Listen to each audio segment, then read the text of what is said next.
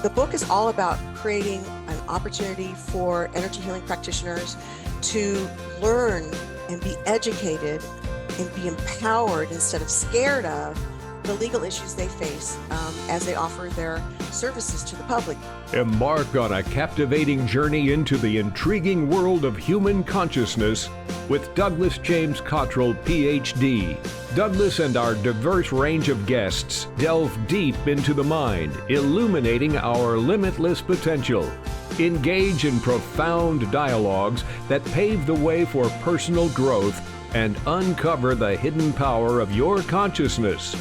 Your journey towards personal growth continues here. Now, here is Douglas. Welcome, everyone. I have a wonderful guest today on a topic that I'm somewhat experienced in, but this guest is knowledgeable in many, many different ways, and I'm very curious to find out how Dr. Midge Murphy got involved in her new book, in her life, in her practice of what we would call spiritual healing or healing with ethics. So welcome to the show, Midge, and it's great to have you here today. May I ask how you got into this field of spiritual healing as an attorney, and a little bit about this wonderful book on ethics and all the wonderful things that people need to know who practice or do this kind of work. Well, thank you for having me, Doug. It's a pleasure to be here today. My journey into being, and I call it energy healing, that's the phrase that I use, and some people call them biofield therapies, but as I was first introduced to an energy healing method because I was a hospice volunteer at our local hospital. And I was introduced to therapeutic touch. I was given the opportunity to learn it as part of the services I could offer as a hospice volunteer working with the patient's families. And what was interesting to me, because as you say, I am an attorney, and so I'm very left brain in terms of being logical and linear and business oriented and legal oriented, was that as soon as I learned this modality, it kind of awakened in me this ability in my hands to feel and see energy. And so that was really the first step in being introduced and sort of realizing that this was really a part of who I was, which I wasn't aware of back then. And this was in the early 90s that I learned therapeutic touch. And then from there, I went on to learn, became initiated as a Reiki master. I'm certified in matrix energetics, and for the last almost 25 years, I've been a student of shamanism, and I've studied with a number of different teachers. So as an energy healing practitioner myself, I incorporate all of those, but a lot of shamanic processes as well. And again, I'm kind of this interesting combination, and I really consider myself a bridge between the world of energy healing and the world of business, regulatory agencies, all these things that we have to deal with if we're going to offer our healing services to the public. Well, you've certainly paid your dues. Therapeutic touch, I remember reading about that and meeting nurses who practiced it a lot in years past, through Reiki Master, through shamanic experiences. I kind of think this would be like a spiritual awakening going on inside, and your spiritual journey has led you to where you are today to write this wonderful book. I think it's really needed because, as we know, there's people out there who say things, but they say one thing and they do something different. Mm-hmm. But for people who are ethical and who are on this spiritual path, tell me about this book, because I think it's necessary. I always have a disclaimer that I put in front of my clients every time I consult with them. My term for this energy healing, which I used to call all the time, I now changed the name a little bit to virtue spiritual healing. Same energy, comes out of your hands. Mm-hmm. I want to ask you a little bit about how you feel when you do that, but we'll get into that in a moment. But tell me about what you alluded to, the idea of having this book, and I think it's extremely necessary, and everybody should read your book. Well, what's the title of the book, and how can people get a hold of it? Well, the title of the book is Practice Energy Healing in Integrity, the Joy of Offering Your Gifts Legally and Ethically. And yes, this is my spiritual path. This is my path of service. And as I started to get involved in the energy healing community, one of the things I noticed that was lacking was any training in ethics, legal issues, risk management. It just didn't exist. And I thought, this is where I could be of service because I have these skills where I am an attorney, professional liability risk management consultant, and I'm an energy healing practitioner myself. So the book is all about creating an opportunity for energy healing practitioners to learn and be educated and be empowered instead of scared of the legal issues they face as they offer their services to the public. Because what we have to remember is that we all have to work within the current legal and regulatory framework that governs people, healthcare professionals who offer their services to the public. And I'm really addressing those practitioners that have a business, that are advertising their services to the public. So they are offering healthcare services to the public right now. And what's happened is, unfortunately, the practitioners don't necessarily intend to be unethical or be in violation of the law. They just don't know any better. They have not had the opportunity to learn and be educated. So the book is a resource for those practitioners, and the related exam is for them to earn a professional credential, because you can read a book, but that doesn't really mean anything. But if you have a certificate of completion, what that indicates is you've successfully passed the exam and that you have a level of understanding and somewhat level of competency in ethics, legal issues, and risk management strategies in the practice of energy healing methods. I also offer this program to various training organizations that certify practitioners, because almost all of them lack this training as part of their certification programs.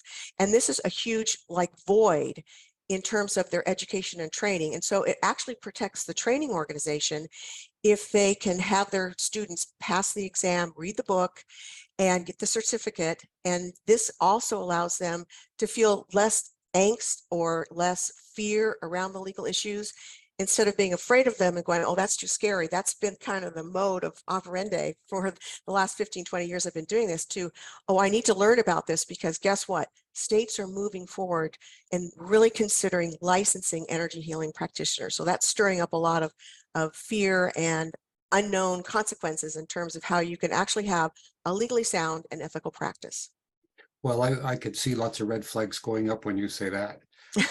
Separation of state and church, that should be that's permanently entrenched in the psyche of spiritual people, and have some sort of central, what could we call it, association or affiliation, where people, when somebody coming in for a session, a spiritual healing, they know when there's a certificate on the wall, this person has some ethical background, and or there's recourse should there be something inappropriately done.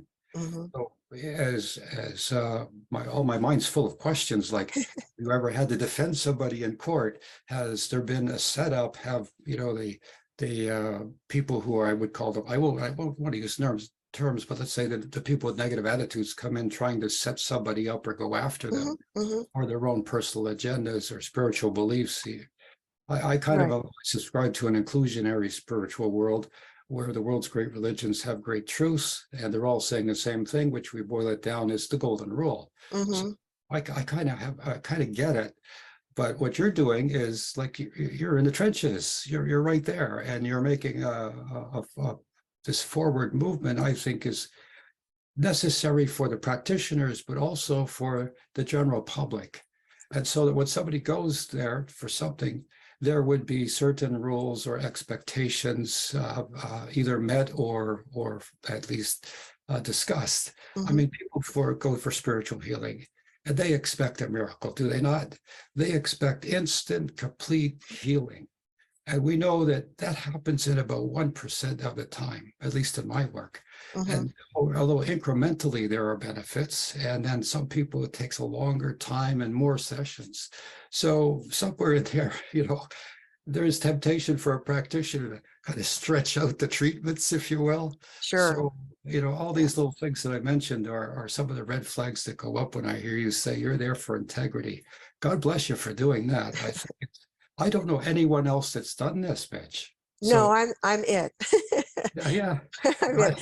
God But, has, here's your path. Okay. That's my path. Yes. And so I think, first of all, I'm a risk management consultant. I'm all about, let's it's risky to be out there offering energy healing services to the public. And you're risky. We can talk about the risks that licensed practitioners face, which is different than the risks that non-licensed practitioners face. So I'm all about, let's put into place risk management tools that can reduce your potential legal liability in offering your services to the public.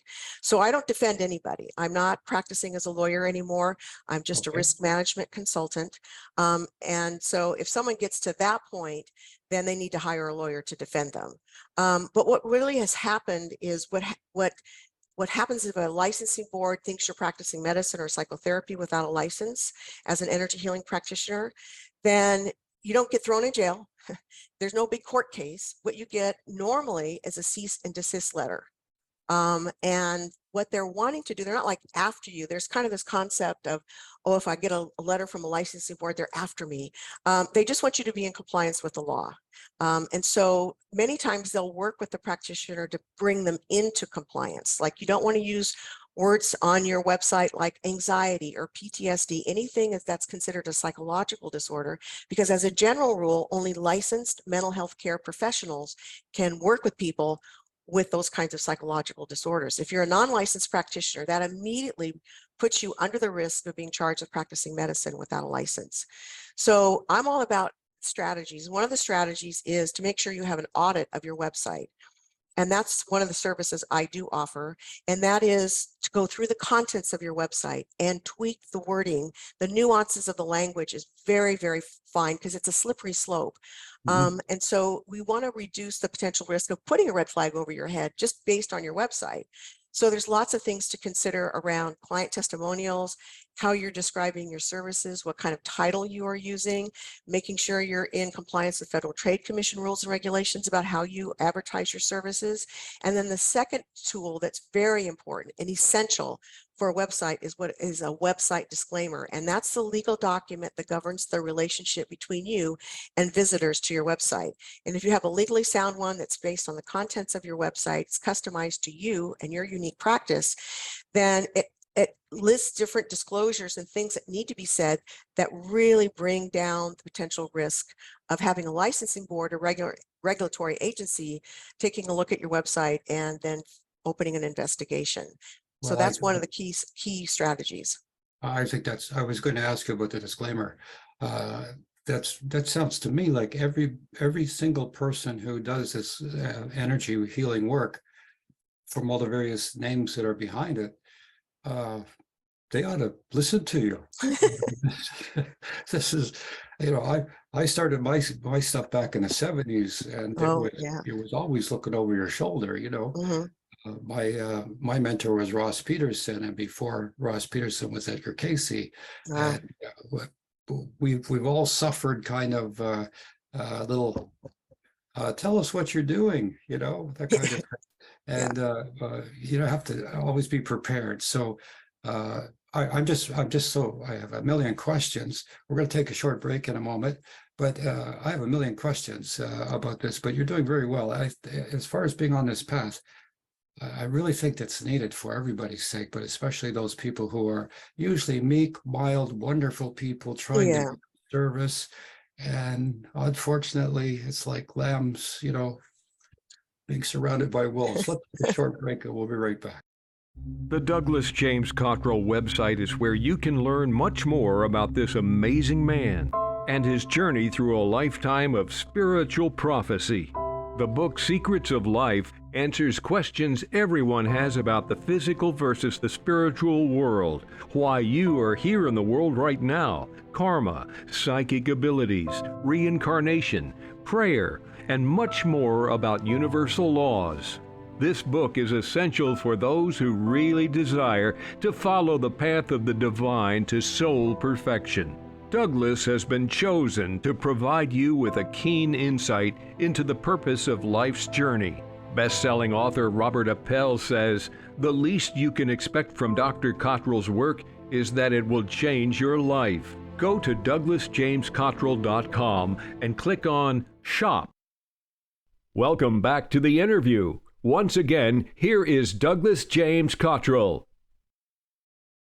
Well, just before the break, we were talking about the integrity, the necessity of having integrity, to have an open format on your website, to have a disclaimer, and a lot of other really great tips for anybody who's in spiritual healing work, energy healing work, if you will. Practice energy healing in integrity, the joy of offering your gifts legally and ethically, by Midge Murphy JD PhD. I'm just enthralled with Midge, your tenacity or direction. Obviously, you're being guided from above to do this. I can't think of anyone else in the field I know that has actually brought, the creative, spiritual energy, if you will, down to the finite world of how to operate within the legal realm. And so, as you were saying earlier about your book, people can, where can they get this book, by the way? I think this is a real must-have kind of a book. Oh, thank you. I appreciate that. The book, print book, is available on Amazon, and the Kindle version is available on Amazon as well. On my website, the PDF version of the book is available, and on my website, the exam is also available only on my website. So you can get the book on Amazon. A lot of people like print books because it's a great resource book. It's a book you're going to want to keep and refer back to if you're a practitioner, to take a look at some of the topics that are covered, because something will come up you'll want some information about. So for me, because I'm kind of an older generation, I like print books, but a lot of kids, people like the Kindle version or the PDF as well. So those are definitely available on my website. And your website is midgemurphy.com. Yeah, midgemurphy.com. Okay. And Yeah. would you let it slip out there, take the exam on your website? What's that all about? Well, I think it's important with this opportunity to get this training this is a professional credential. If you have a certificate of completion, it indicates to, first of all, regulatory agencies and licensing boards that you are a high-level professional, that you take your work seriously, and that you're wanting to bring forth the highest level of integrity in how you work with your clients. And to have the ethical background is essential. And it's also something that you can show to your clients, your potential clients. They're coming to look to say, what is your training? How long have you been trained? How long have you been doing this work? Have you had any training in ethics and legal issues? Because what's happening is more mainstream people are wanting to access spiritual healing, energy healing. And so as it moves forward and gains traction, then of course it gets more highlighted in terms of what the public is looking for. Mhm. Also, here's another thing that I like to share with energy healing practitioners is that if there's a chance at some point to be part of a clinical setting or an integrative healthcare setting, and you're going to be interviewed for that position, that particular clinic or organization or integrative healthcare center is going to want to look, are you certified in the energy modalities that you want to offer to our clients or patients that come here? Have you had any training in ethics and legal issues? And if you can check those boxes, you're going to have a much higher level of opportunity to expand your business and create more opportunities for jobs and different kinds of places you might be in service as well. But if you're sitting there saying, well, no, I'm not certified. I watched a workshop over the internet, and because anybody can call themselves an energy healing practitioner. That's true. And so that's why the perception is it's the wild, wild west. It's like, and there's people out there that have good intentions. They just do not have the background and training to really be in an ethical and legally sound practice. So the certificate of completion increases your chances of expanding your client base, of other job opportunities. And as the states begin to move forward licensing, this will be absolutely required in order to practice if they move towards licensing energy healing practitioners. So it has a lot of benefits, and it gives you this chance to really go through the material. It's an open book exam, and I grade it, and it's a 50-question fill-in format and multiple choice. And to me, it's a way to really, again, create a tool for you to have in terms of moving your practice forward in a more professional way. I know you're based in the U.S. We have our audience is a worldwide as we broadcast to the world. Just off the top of my head, may anyone from anywhere in the world, take your certification?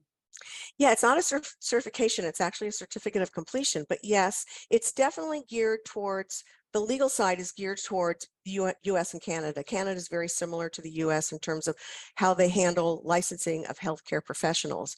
The ethical parts of the book and how you can choose the practical considerations in choosing someone who's a good candidate for energy healing work. Not everybody is. All of that part of the book and the sacred contracts aspect that they teach about with archetypes, all of that is applicable no matter where you practice in the world. Well, listen, you're just wowing me here today with this information.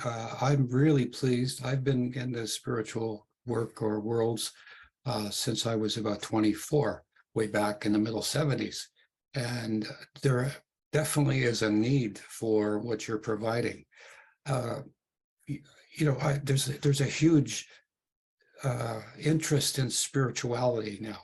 Mm-hmm. The world is going through this time of extremes, and it's not going to quit. I'm afraid that we're going to go through even more difficult times in the upcoming years.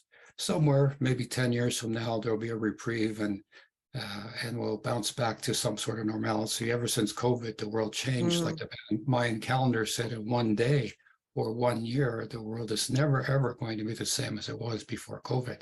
So now there's this spiritual awakening taking place. Do you think that beyond spiritual healing, energy healing, that there would be embracing other spiritual gifts? Some sort of certification or acknowledgement of these other gifts? Yeah, that's a great question. I'm not really sure. There's so many different modalities out there. And kind of what I like to think about is, where do we fit into the current legal and regulatory paradigm that governs the healthcare professions? And I really like to, that's a big picture, and I think it's helpful for practitioners to understand that we would fit under the definition of complementary and alternative medicine. And I like Michael Cohen's book, Future Medicine, and his definition of complementary and alternative medicine, or CAM, is that it's a consensus term, meaning anything, modalities, approaches, techniques, treatments that are outside of bio-Western medicine. So that's a huge, it's Ayurvedic medicine, naturopathic medicine, herbal medicine, hands-on healing techniques. There's a huge list of all of those. That's where we fit. And so we're in that section of called energy healing methods or spiritual methods. So that's where we fit in terms of how we're perceived in the structure that we all have to operate in. So in that structure, there are only, as far as I know, right now, there's chiropractors would be considered CAM practitioners. They're licensed in all 50 states. And there's some CAM practitioners that are licensed in some states, but not in others. So that would be acupuncturists, naturopathic physicians, massage therapists. And then there's this huge group of modalities that are completely unregulated, and that would be the energy healing world. And that's also psychosensory methods such as havening. A lot of people are working with emotional freedom techniques or tapping.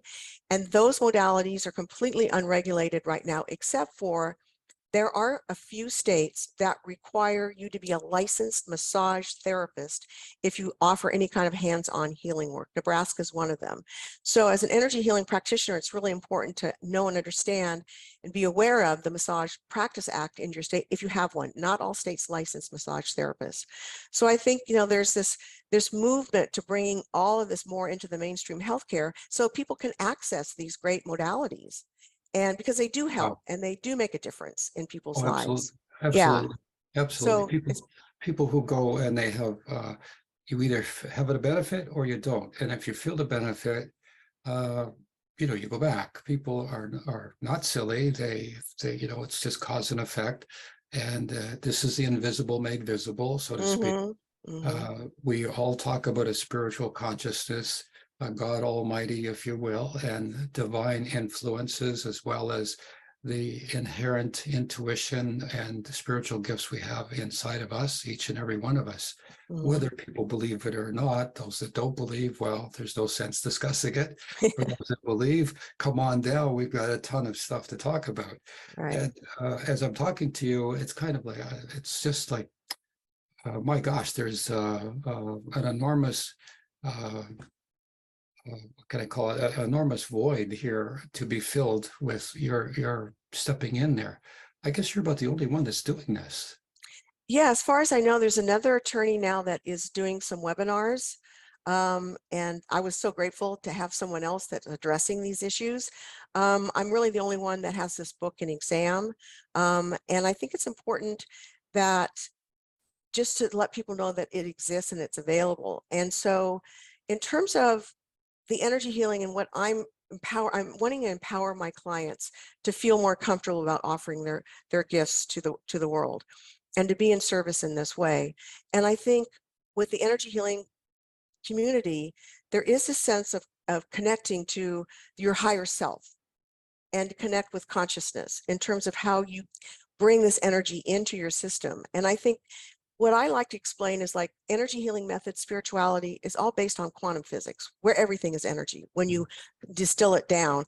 And our bio-Western medical system is based on Newtonian physics, which is about a reductionist model of looking and viewing the world. You have, and we need it. Oh my God, if I broke my arm, I certainly want to go in and have, you know, a cast it or surgery if I need it or whatever.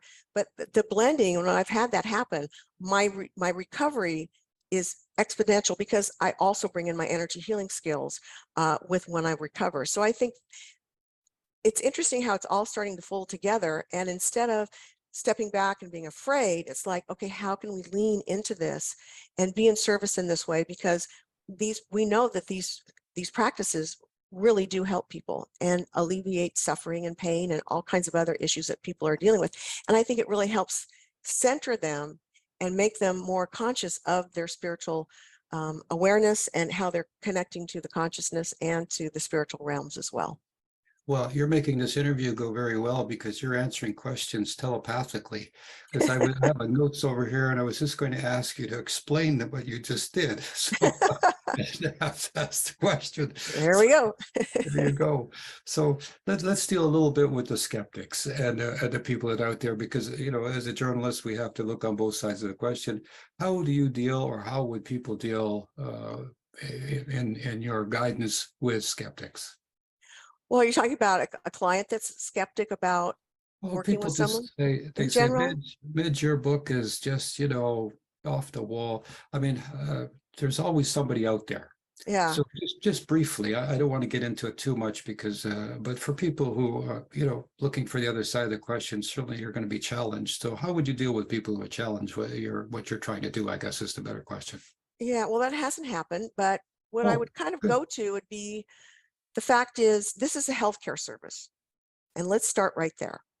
And so if you're going to see your MD, you want to make sure that they're licensed. Obviously, they have to be.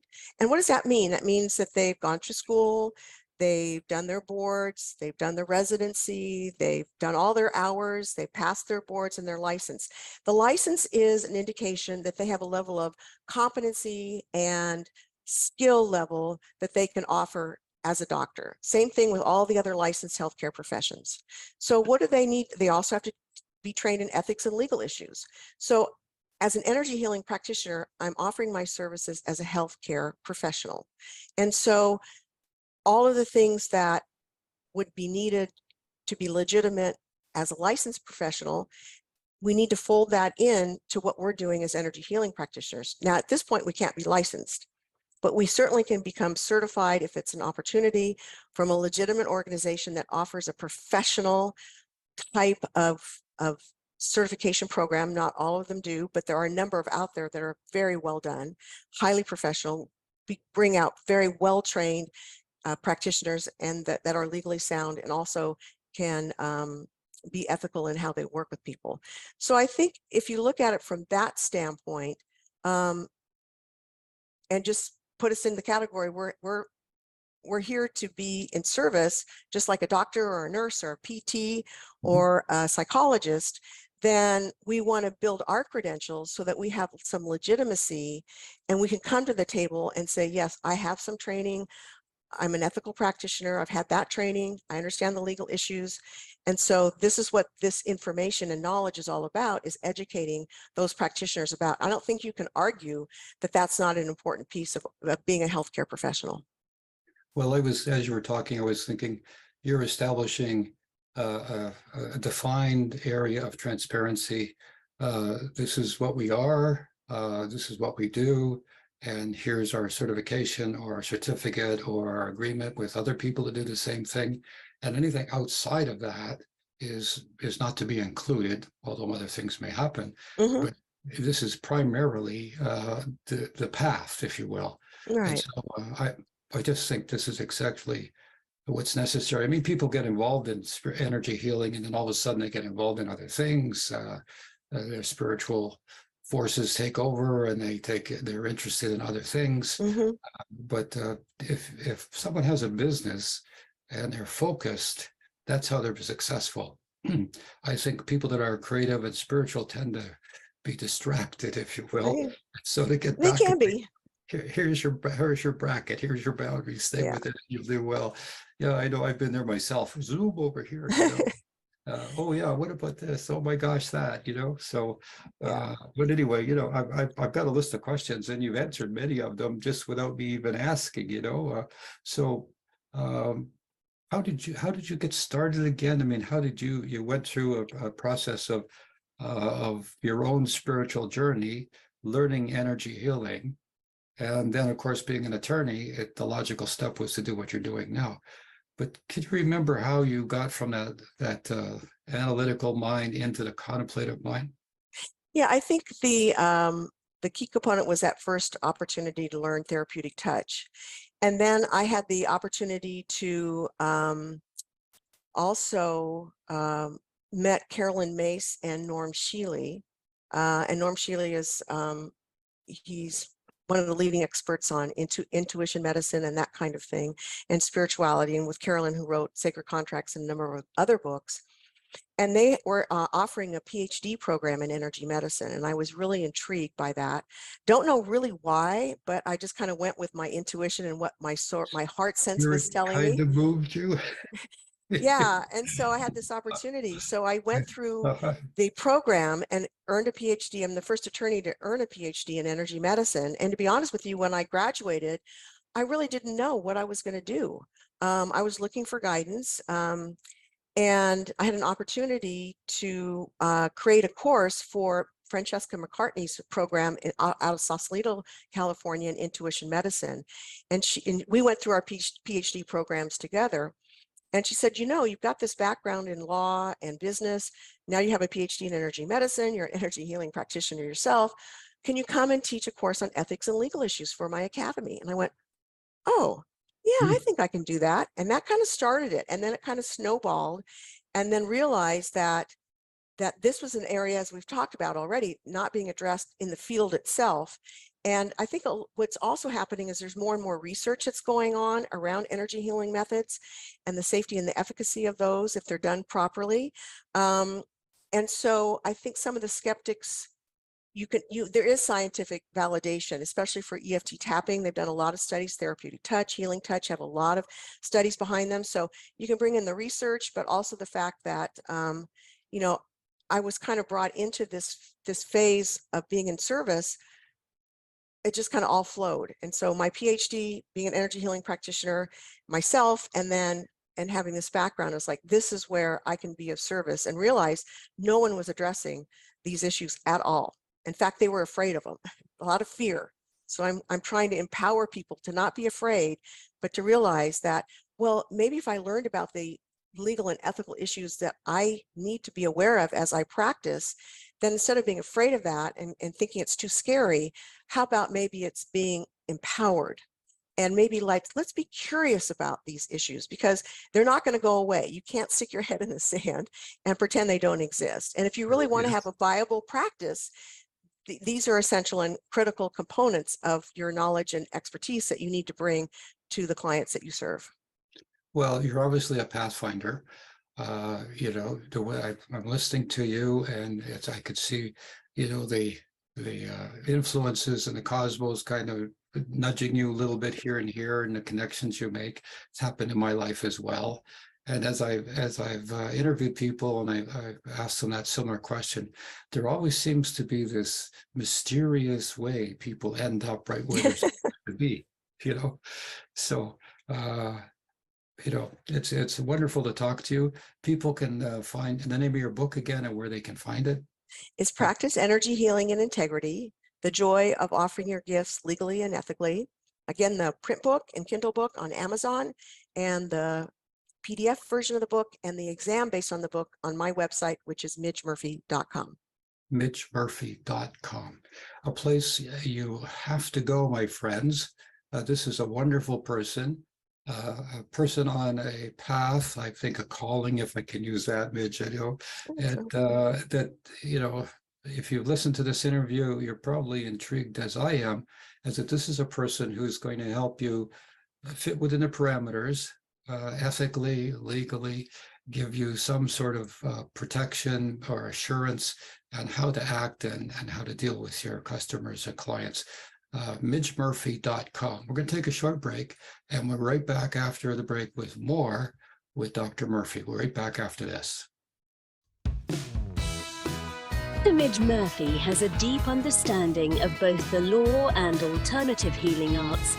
As an energy healing practitioner and the first attorney to receive a PhD in energy medicine, her unique perspective sent her on a quest for the knowledge that ultimately led her to create a guide for her fellow professionals.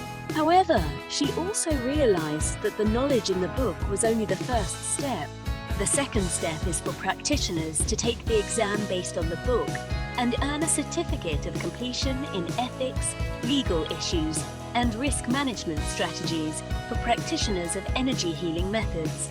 By earning this certificate, practitioners receive a professional credential that demonstrates that they understand and have competency in ethics and legal issues using the practice of energy healing methods.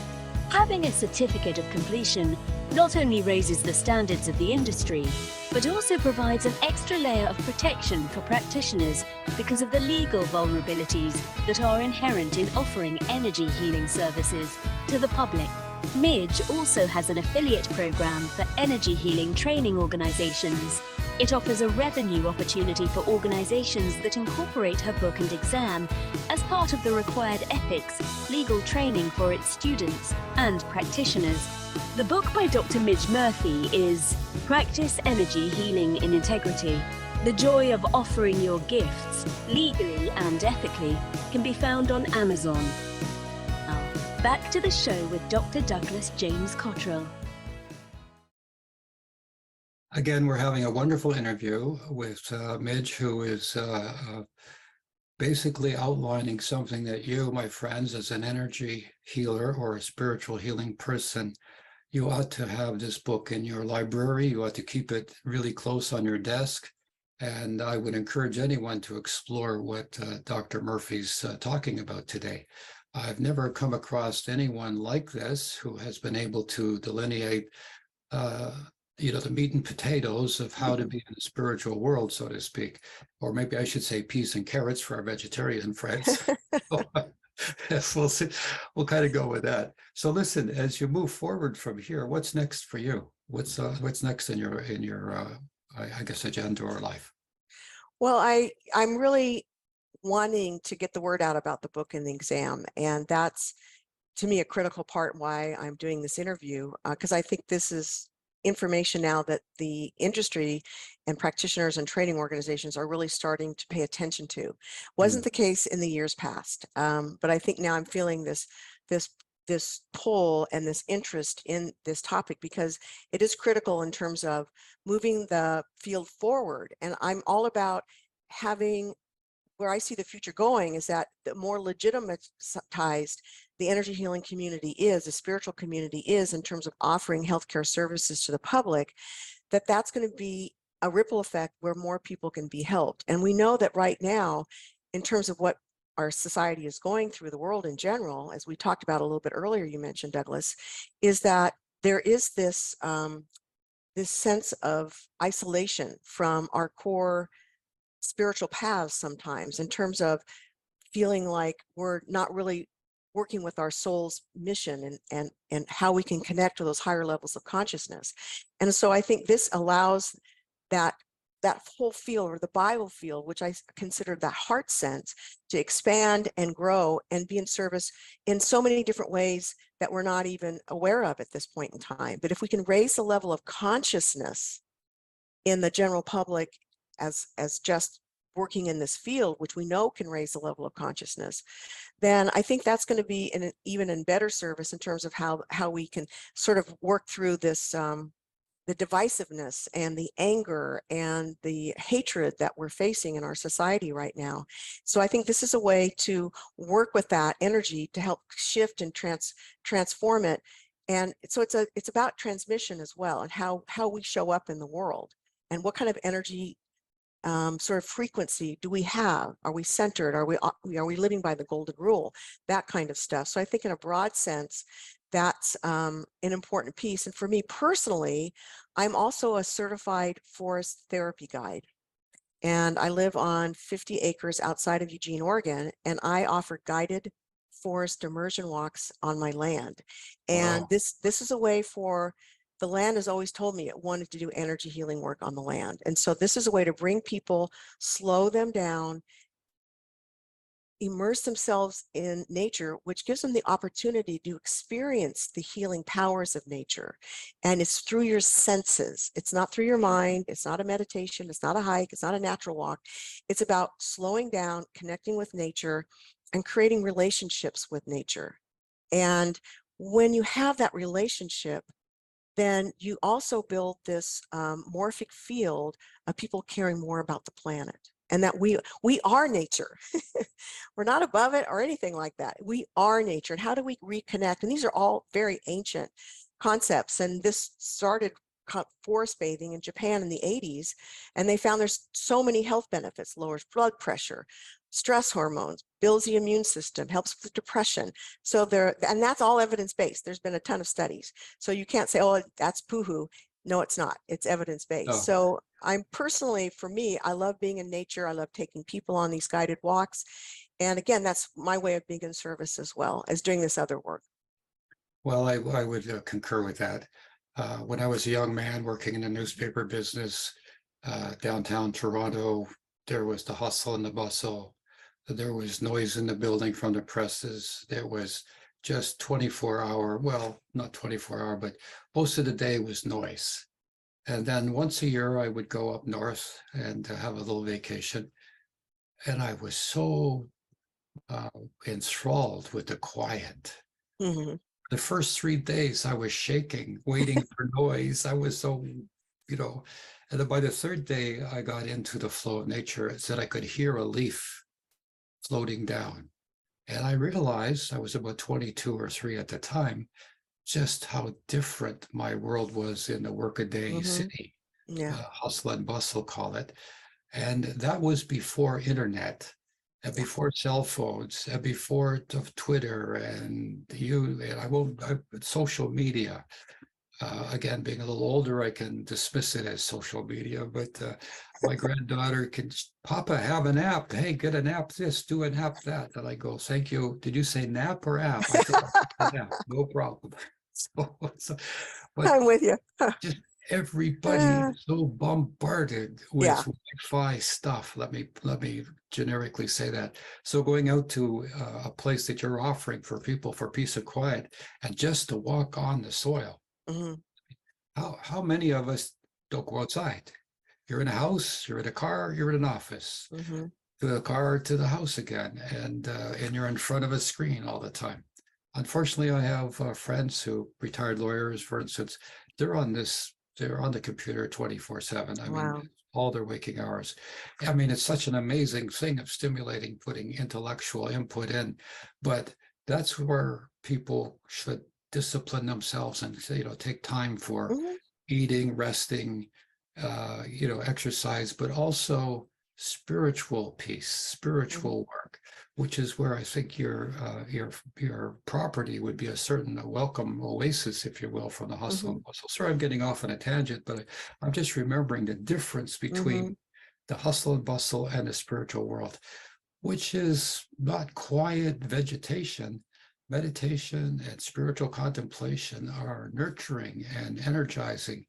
So as people do this, as you kind of go back to nature, tell us a little bit about your the spiritual energy, how that works in you, or how you would define it, just for people that might be curious about what you're putting forward here. Yeah, well, in terms of my energy healing practice, I have what I call my tool belt. And so I have these things I've been trained in. And my main focus is, I do this consulting work, but every once in a while I'll do some energy healing work. Someone will contact me. And it just depends on what shows up. I'm very open. I create a sacred space, and I can feel energy in my hands, in my mind's eye. I can see where if I'm kind of doing, like in therapeutic touch, we do an assessment of the field, and I can see if there's something that's attached to someone that Oh doesn't gosh. belong to them. Wow. And where their energy may be, I can feel like a cold spot where it's like there's a void there, the energy's not flowing well, or there's an imbalance in the energy. I can feel prickling in my hands sometimes. And then, of course, with therapeutic touch and the training I've had in that modality, a really important part is we ground people to the earth. And that's a really important part of the process of doing a therapeutic touch session with someone. Mhm. And sometimes I will encounter, because of my background in shamanic work, helping spirits will show up. Sometimes they're animals, sometimes they're beings that will have information that they want to share in a session, or to be there of help if we're going to do some kind of extraction to, okay, what are we going to do with this energy once we remove it? So it really, really varies. And sometimes it's strictly I'm doing therapeutic touch and I can feel their energy. Sometimes there's shamanic processes that come into the work, or matrix energetics. We work a lot with parallel universes and different techniques to access consciousness and information, because I really think that this energy healing work is really about light and information, and how do you access that? So again, we're talking about quantum physics, which I'm not a quantum physics expert, but what I understand is when you get down to the 0 point field, which I call the field of the heart, then all possibilities exist in time and space. And so that's why energy healing, you can have those miraculous, results, because you can access energies in that place where all possibilities exist. And then depending on the circumstances, it can be then imbued and transmitted into the person that you're working with, and then they have notice a change or a betterment in their condition or the issue that brought them to do the work. So, Well, you're obviously a hands-on person who I found there's people who talk academically, and then there's people who talk with experience. And the ones I like to listen to are the people who are academically trained and have experience in what they are talking about, or academic, and that's wisdom, and just to listen to you about interdimensional beings showing up, angels or saints, people might say, yep. having work with heavenly spiritual beings assisting. We are, in my practice, we always ask for God Almighty to intervene or to help, to give a blessing for general terms I'm using here, but to help people remove their illness or to give them an opportunity to get out of the situation they're in. And along that way, as you said or alluded to before, your experiences, our group has started hopeconferences.org website to do this, to go out into the world in a similar way to what you were saying is needed. Hopeconferences.org, for everybody who would like to check that out more. That's based in the U.S. and Texas. There's a nonprofit company there. So as we in Texas and Arizona. So as we move forward, trying to take the message, your path is on the same. I think a lot of people are now feeling this motivation, this urgency to get the word out, to help people to do spiritual healing or energy healing for themselves and for the world. So in a few minutes before we sign off here, can you give me any references to making how you've had experiences with people trying to heal the planet or to bring peace into the world, just as an off the wall kind of question? I don't, I'm going to think about that for a second. I'm not what sort of comes to mind is that, there are organizations that are sincerely out there wanting to lift the consciousness of the planet. And there's little ones, and energy healing is one way, spiritual healing, climate change. I think there's a lot of ways that we can move that consciousness and lift it through different pathways. And so I'm just doing my little bit of being in service, and that's important. And I think also these organizations just have to be mindful that when we offer our services to the public, we really do need to make sure that we are operating within our scope of practice legally and what that means, as well as within the regulatory system, the licensing system that we all have to pay attention to. And so I'm there to help that so that everyone can move forward and be empowered and provide the services that they're looking for to give to people to raise the consciousness of the planet, one person at a time. Well, it's amazing what we've had this talk today. We're going to take one more commercial break, I believe, before we get to the summary of the show. So stay tuned, everybody. We'll be right back after this. For many years, clairvoyant seers have had the ability to peer into the Akashic field and see the library of information for every thought, deed, and action of souls living on the physical earth plane. One of 4 such individuals, Dr. Douglas James Cottrell, trained under the direction of Ross Peterson, who, just like Edgar Cayce, was able to diagnose and provide guidance for physical and other problems encountered in daily life. One of Douglas's many books, The Complete New Age Health Guide, is a plentiful resource from thousands of clairvoyant readings. You'll learn how thought, emotion, and attitude influence your physical health, keys to anti-aging, the simple ways to a good life and diet, and so much more. Take a look at the New Age Health Guide. On sale now at DouglasJamesCottrell.com. Welcome back to the interview. Once again, here is Douglas James Cottrell. Dr. Murphy, this has been an amazing interview. I've said a couple of times already in the show that I've not met anybody like you who is attempting to put forward this concept of integrity in spiritual healing. And again, your website is midgemurphy.com, and you have several aspects on that website as anybody who's engaged as a spiritual energy healing person or worker, they should contemplate it. Even people who are just interested, novice, if you will. How would you, in a closing, how would you encourage a novice or somebody who's a little curious, or maybe they've just had a little bit of awakening? How would you encourage them? Well, I think that if you're an established practitioner, then continue your training. And I think the certificate of completion with the exam is really critical, and to read the book and have an understanding. If you're a novice and really thinking about entering into the energy healing field and having a professional practice, then it's important to kind of feel what kind of modality you're really drawn to, because everybody's different in terms of where they resonate with a certain kind of energy healing or spiritual healing modality. Could be theta healing, angelic healing, EFT tapping, healing tech. There's so many out there. So to really kind of hone in on where your interest line, where you're feeling drawn, and then to make sure that you really do the research to make sure that you find a training organization that has a legitimate professional program. That's critical, and they're not all the same. And I do talk about in the book a little bit about what are the criteria or essential components of a legitimate professional certification or training program. So I would really ask the novice to really do the research, talk to people, maybe go to an introductory workshop on certain kinds of modalities that you're interested in. Listen to your heart and your intuition, where they're guiding you, but then make sure you really commit to being professionally trained if you're going to want to offer your services to the public and have a business. That's really critical. Well said. Dr. Murphy, I'd like to express my sincere gratitude for taking the time to discuss your insightful and pioneering work in the field of energy healing.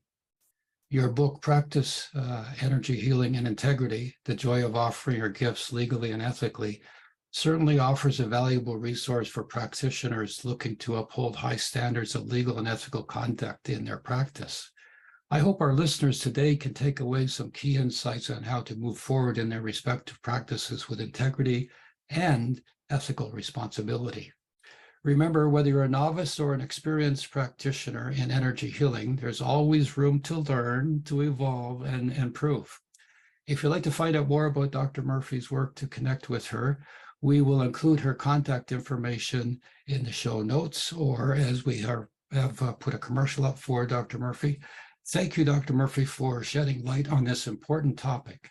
And thank you to all our listeners from around the world for tuning in. We'll be back soon with more insightful interviews. Until then, remember to practice kindness, be open-minded, and never stop learning. Thank you. MidgeMurphy.com. This is Douglas James Cottrell signing off with a gratitude to the producers, co-producers, Jack and Paul, who are standing by working behind the scenes to make this podcast radio show possible to everyone around the world. Until next time, my friends, may God bless you with health, wealth, and peace of mind. I'm your host, Douglas James Cottrell. Here on the program, Douglas speaks with fascinating guests who share their experiences and insights. We post new videos frequently, so be sure to check back often to see who's being featured next. For more information about Douglas and the guests, check out the links in the description below. And please make sure to subscribe by hitting the subscribe button so you won't miss a single episode. It also helps boost the signal and spread the word about the show. And feel free to add your comments below. Your feedback, comments, and suggestions are what help us. And thanks for visiting.